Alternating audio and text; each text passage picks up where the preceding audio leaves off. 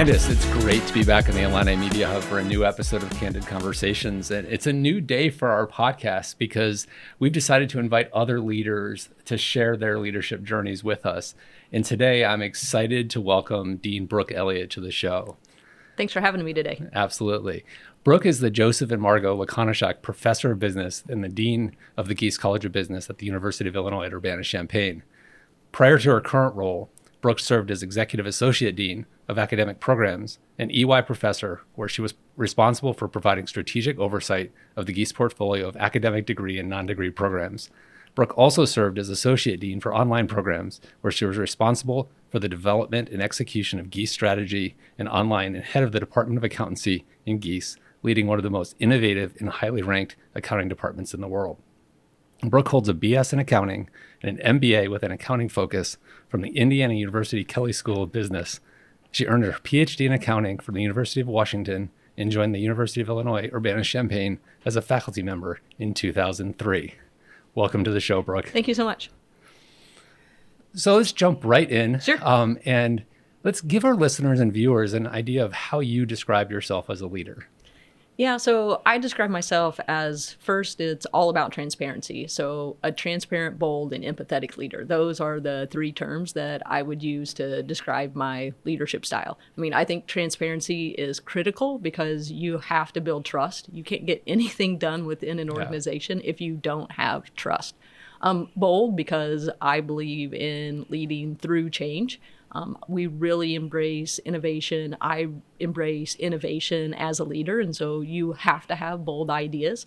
The trust has to come first because you can't execute a bold idea without that trust. And then empathetic, and this is something that I think I've come into. So if you would have asked me a decade ago, I would have said I was a transparent and bold leader, and I would have left that empathetic descriptor off. But I've become an empathetic leader, and I think that is really critical because even though you build the trust, if you try to execute a really bold strategy, I mean, you're going to face challenges. Some people are going to love that environment and really rise to the challenge. Others may struggle through it, and you have to be empathetic to those individuals to, ensure that you're bringing them along with the strategic initiative and that they feel part of the team. And even those individuals who really embrace that boldness, sometimes they struggle as well, and they're surprised. And so like your ability as a leader to show empathy and to kind of understand the situation that they're in and how to help them navigate something maybe they've never navigated before. Mm-hmm. So that's kind of, that's how I think about myself as a leader. Oh, fantastic. Thank you. That's a great description. So since you're the dean over at Gies College of Business, Chris may be more familiar with this story, but can you tell me a little bit more about your journey, like what brought you to Illinois, and then what leadership lessons have you learned along the way? Yeah, for sure. So I started here in 2003 as an assistant professor in accountancy. I always say we moved to Champaign. We're now on year 23 of a 2-year plan. And so, so my family's from the Midwest, but my PhD is from the University of Washington. So my husband and I lived on the West Coast. We love the West Coast, but Illinois is known for having one of the best accountancy programs anywhere in the world. So I thought this would be an amazing place to start my career, and then we'll make our way back to the West Coast. But we got here and we really loved it, and I really loved the university. I truly believe in our land grant mission, and we've just stayed.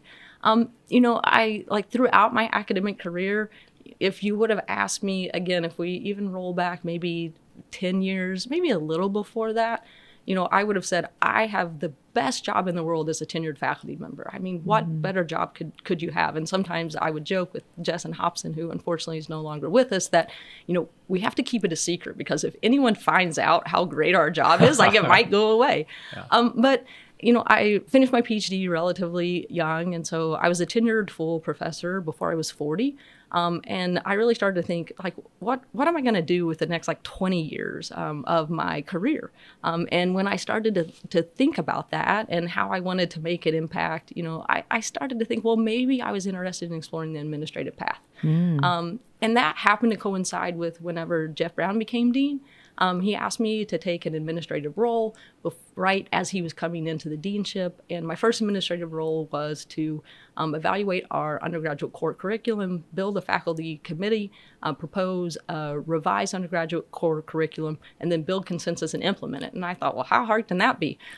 It's actually one of the most difficult things I've ever done as a leader. But what I found is, I was good at it. Like, I was good at the administrative side of things. And I really saw an impact that I didn't observe from a research perspective and even a teaching perspective. And so that kind of set me on an administrative path. And Chris, explained kind of what my path looked like. But it was just always taking on new administrative opportunities. And the more responsibility I took on, the more I found that I really loved it. So were there any particular leadership lessons as you were falling in love with administration that you found? Yeah. I mean, I think every single position that I had like a new leadership lesson. So the first one, whenever I was charged with evaluating our current undergraduate core curriculum and proposing and implementing a change, it was the importance of building consensus and how to build consensus amongst faculty, which is really, really hard. So I remember the first few months, I just literally, and this was pre-pandemic, right? So I literally was just going door to door and knocking and saying like, hi, I'm Brooke Elliott. I'm responsible for da-da-da-da. Can we have a conversation? And I was actually shocked at how effective that was in building relationships and then building consensus because many individuals said, well, no one has ever asked me that question. And what I found is even if they disagreed, or didn't fully agree with the plan we were putting forward, all they really cared about was that I took the time to get to know them, to listen to them, and to just input what they were sharing with me in the plan and acknowledging that. And so that was critical for me to learn. And that has served me like throughout. I mean, building consensus is a part of what every leader has to do. People love to be listened to. Yeah, they do. Yeah. And it's important because it's not just, it's not just giving, airtime to it. Like, they feel valued. They feel valued. And you actually learn, right? Like I learned in listening things that I didn't know right? And that's really important. And so I think that was most important. Whenever I became head of accountancy, it was the first time I ever managed a large faculty group. There are a lot of lessons in managing faculty. And so, it was learning how to build consensus, but it's really like, how do you lead and how do you get a group of individuals who have self-selected into pursuing individual pursuits to rally around a common mission? And that's probably what I learned most in that opportunity. Thank you. Yeah. So your journey has, I've been in the college about the same amount of time as your administrative leadership journey, and I've had this like great opportunity to witness your ascension all the way to the deanship, and it's been amazing. And you've been at the edge of our innovation and like the amazing growth that we've had as a college. Now that you stand here and we've kind of established ourselves as one of the preeminent business schools in the country, like, what do you think higher ed leaders need to be paying attention to now? Yeah, so I think a couple of things. I mean, I think we have to embrace change, and higher ed is not known for embracing change. We did the same thing for a couple hundred years, and it worked relatively well. And so I think people really like to rely on that. But we have to embrace change, and I think change in a few ways. Change in terms of what we think our mission to be. I mean, one of the reasons I really love being at the University of Illinois is we are a land grant mission. And if you look at what is our land grant mission? And I summarize it as we're providing access to high quality education to individuals in our community, state, nation, and world, to all who desire it and really have the aptitude to pursue it. And whenever you think about it in that way, it doesn't mean we're only offering 4-year undergraduate residential degrees. It doesn't mean that we are only offering in-person graduate programs, right? It really starts to expand how you think about educating the world. And so I think about it very broadly. I've even started to change how we talk about the number of learners that we serve in Gies. It's not just the number of major students that we serve. It's not just the number of students that we serve, even in graduate programs, but we have non-degree learners, we have MOOC learners, right? And so I want to think about it from that perspective. So that's one thing. I also think we have to think about the learner differently. And I use learner purposely, not student. I talk about learners because whenever you talk about a learner as opposed to a student, it implies a relationship. And a relationship between the individual that's pursuing the education and then the faculty member that is also engaged in the learning process. One of the greatest things, if you talk to faculty who teach in our IMBA program, they'll tell you that they learn from the individuals in their course as much as those individuals in the course learn from them, right? So it's a dynamic relationship. So it really is about the learner, and most academics would kick me out of the room for saying this, but I think about learners as a customer. And I've thought about learners as a customer from very early on in my career. I actually remember I was a really good teacher, and so I got asked to speak at this academic conference about teaching, and I stood up in front of the most preeminent researchers in accountancy and said, I think about learners as customers. It was supposed to be you were supposed to commit to 1 year, and then you did it for 3. I never got asked back.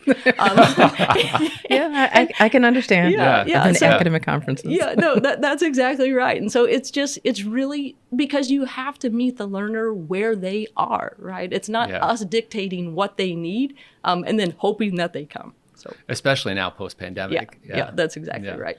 So you have a lot of experience. And I remember at one point aspiring to be a dean when I was doing my educational policy graduate stuff. But are there still things as a leader that you struggle to get right? And if so, I already kind of know, yes, that's a great answer. But what are those things? Yeah, I mean, there are a lot of things I struggle to get right. I've only been in this role since August, and so it's still relatively new. I think a couple things is, I am a bold leader. I do believe in innovation, and it's trying to match the pace at which I want to move with the pace at which my team is ready to move. And I really struggle with that. I have struggled with it, I think, for a long time. I continue to struggle with it. I don't have a solution. So if anyone has some great leadership advice through these podcasts, I would love to hear it. But I think that's something that's really, really hard. And you can be a bold leader, but if you get too far out in front of your team, you're not going to accomplish what you want to accomplish, right? I mean, it is we, not I. Like, we accomplish it together.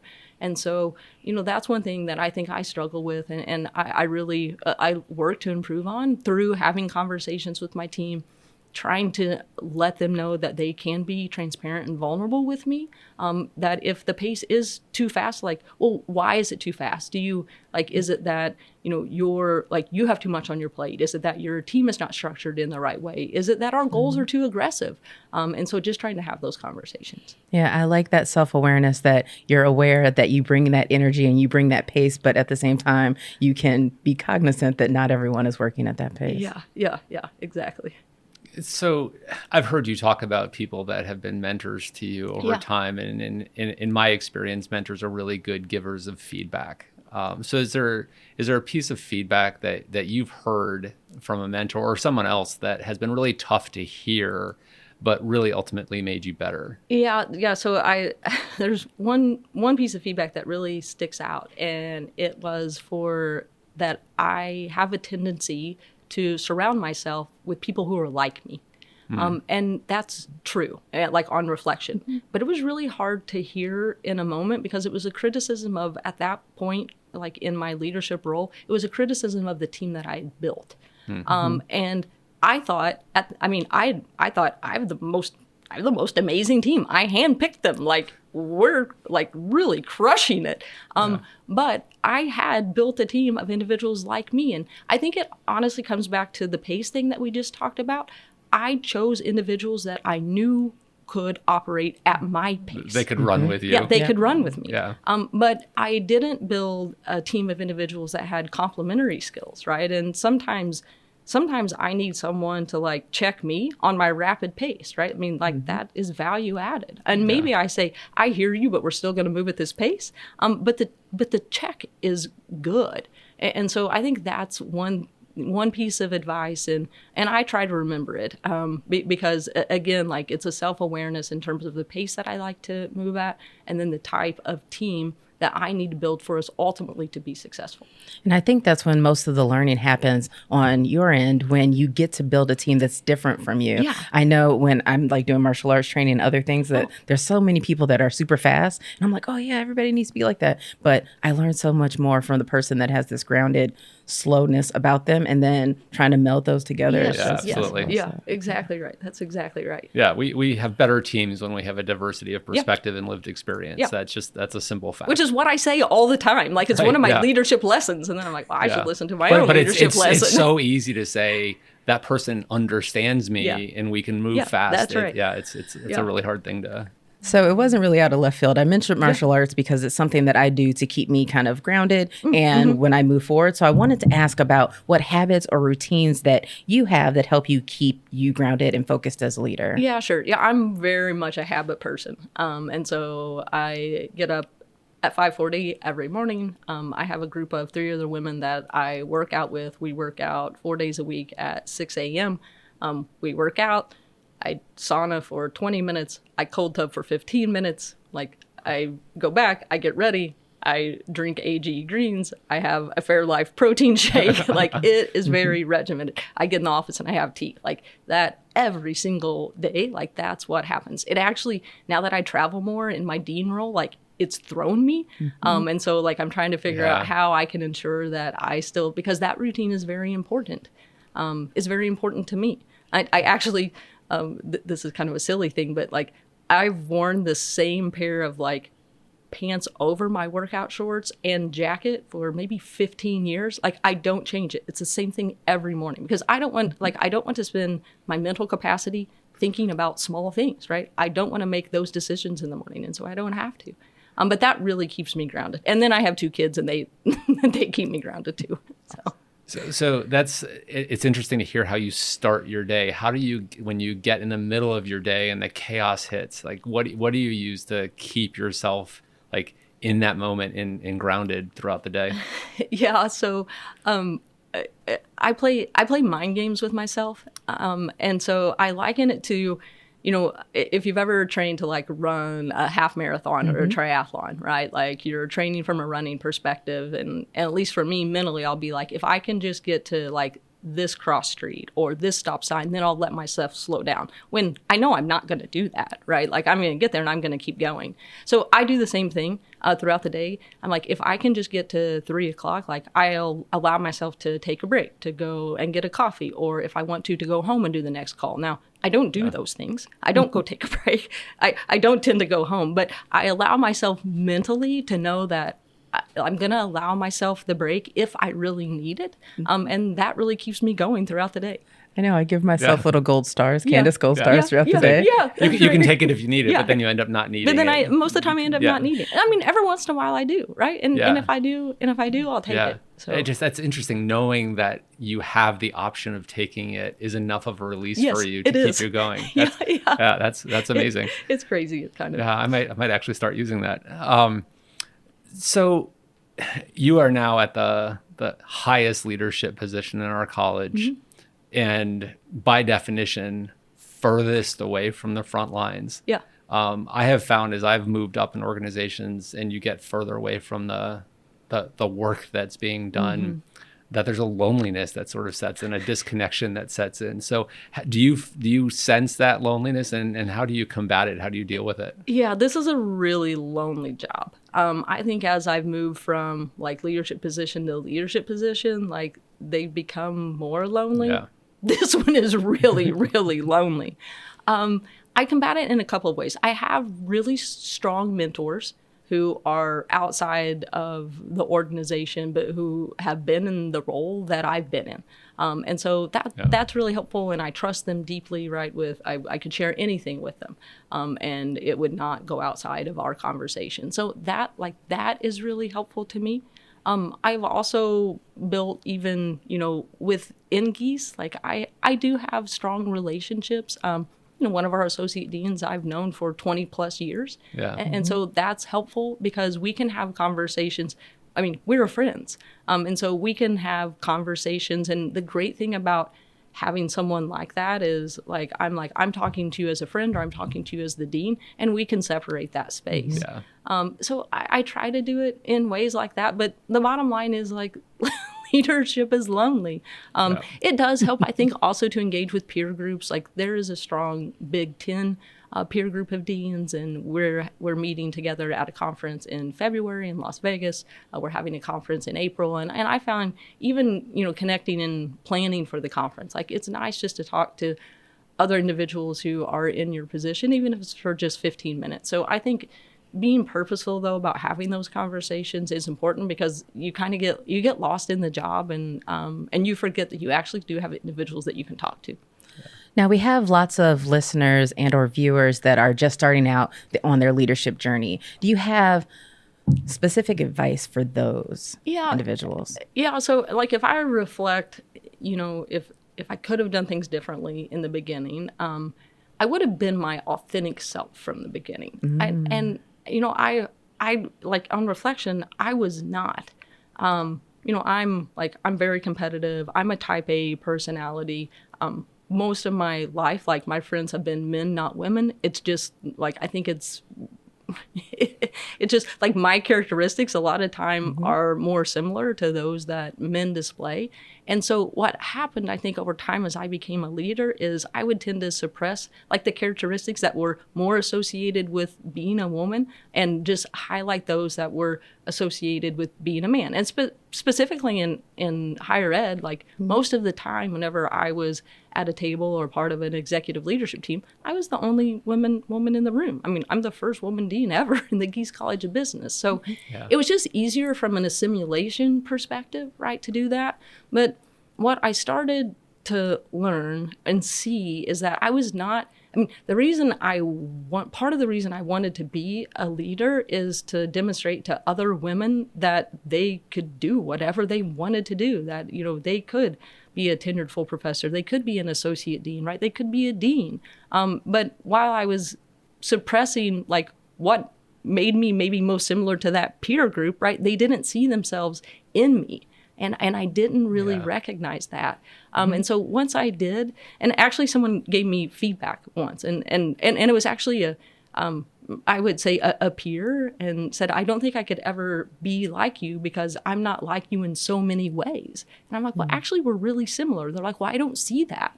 And that's where honestly, the empathetic side kind of came through, right? I've always been an empathetic individual and leader, but I think I just hit it. And so, but I think I would have been better off. And I definitely think like those that I was trying to influence and help would have been better off had I been an authentic leader from the beginning. Do you think that it would have been well received by the audience that you were around? That's the hard question, right? Like, I didn't do it because I didn't want to be my authentic self, but it's what I perceived in the moment that I needed to be successful.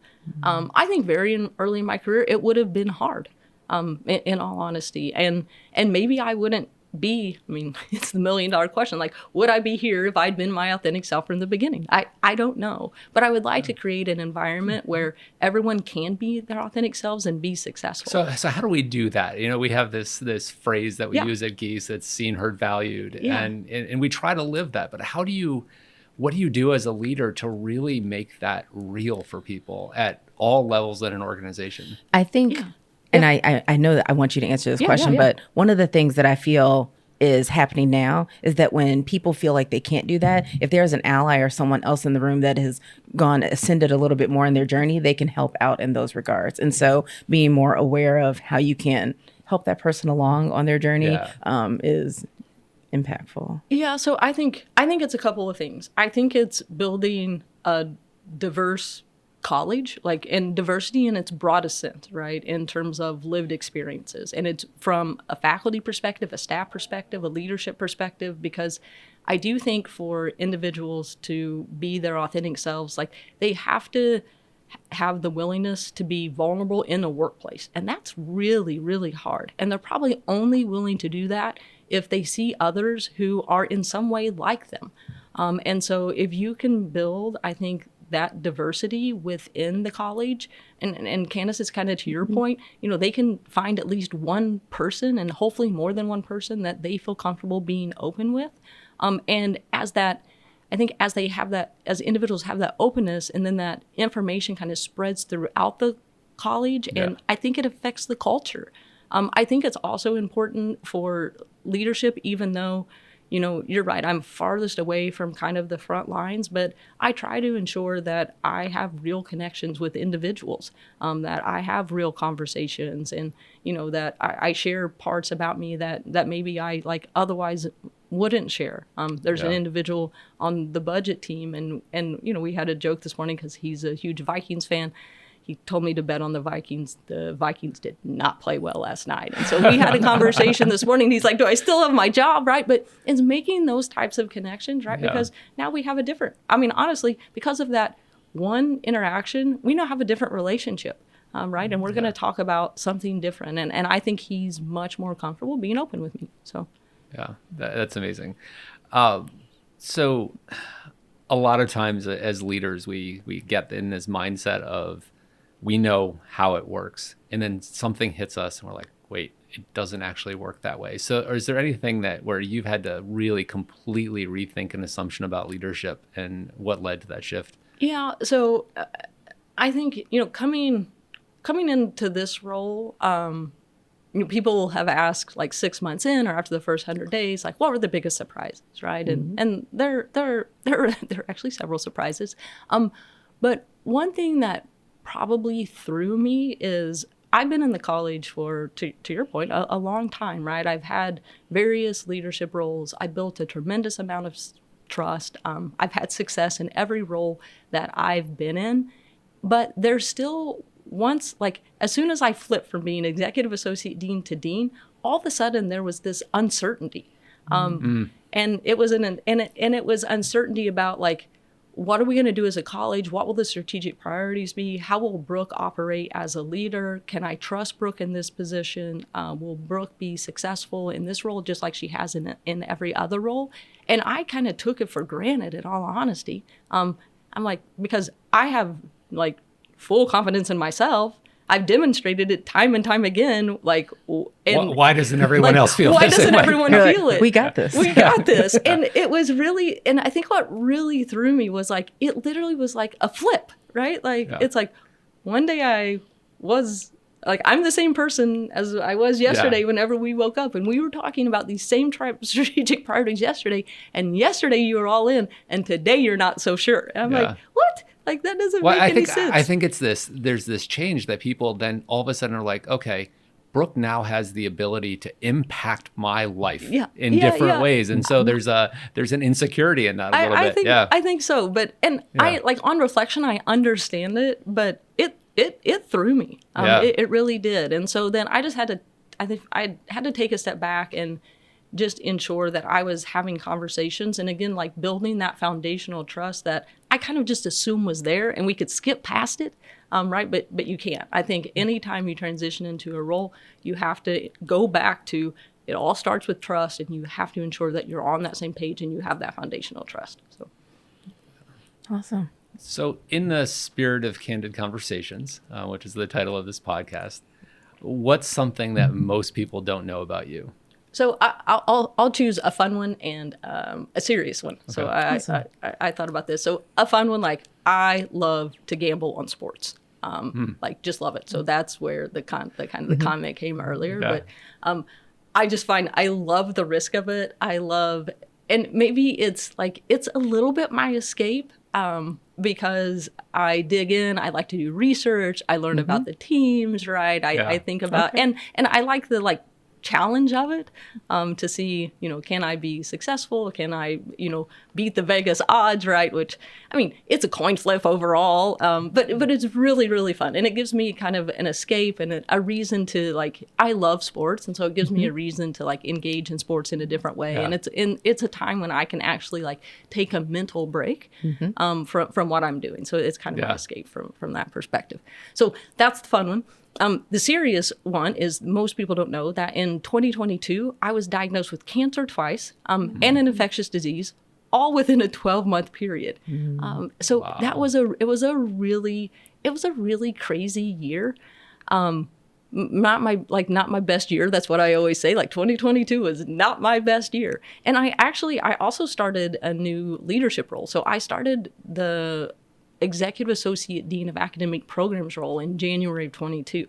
Then a month later, I was diagnosed with cancer for the first time, a month later with an infectious disease, and then in October that following year, a different type of cancer. And so it was, but I thought, I wasn't sure I was going to share this today, but like in the spirit of like, I really think it's important for individuals, to be vulnerable as leaders. And whenever I think about, lessons to take away, it's if you are like, that's when learning happens, right? Whenever you as an individual are willing to be vulnerable, and as a leader, if you can demonstrate that vulnerability, others will be vulnerable back. And then amazing things can happen whenever you create that type of environment. Yeah, I remember when I first had heard the news about that at the time, and you didn't skip a beat. Like it was like your leadership, it didn't seem to like publicly suffer, and that's like a big testament to like what type of a leader you are. Thank you so much for sharing. I was going to ask, what lessons did you want our listeners to take away from that? And I was like, well, that's the lesson. So thank you so much for sharing. Yeah, it is. And so really my goal as a leader is, coming back to like, how do we create an environment where people are willing to be their authentic selves? It is like, how do you create an environment where people are willing to be vulnerable? And I think about that not just within our college, but honestly within like, we have work streams, and we've been talking about alumni engagement and how do we build engaged alumni communities around the world? And I think it comes down, I'm going to come back to vulnerability. It comes down to three things. It's networking, learning, and fun. But it's like, well, when are you willing to have fun? It's when you're in an environment where you can be vulnerable, right? Like that's when I have the most fun. And whenever you're having fun and you're willing to be vulnerable, you're most likely to network and learn, right? So it really brings it all together in terms of I think in terms of how it ties back to education and how being vulnerable really does create the best environment for anyone to learn. It's a great recipe. It takes the right amount of vulnerability and it's the secret sauce to connection. Yeah, it is. And connection really is the thing that makes us human. Yeah, so for sure. So Brooke, thank you so much for being on the show today. Our listeners and viewers are gonna just get so much out of this conversation. Really appreciate the time that you put into this. Well, thank you. This was a ton of fun, and I really appreciate both of you and that you're doing these types of podcasts. I think it's awesome. So thank you. Thanks, Brooke.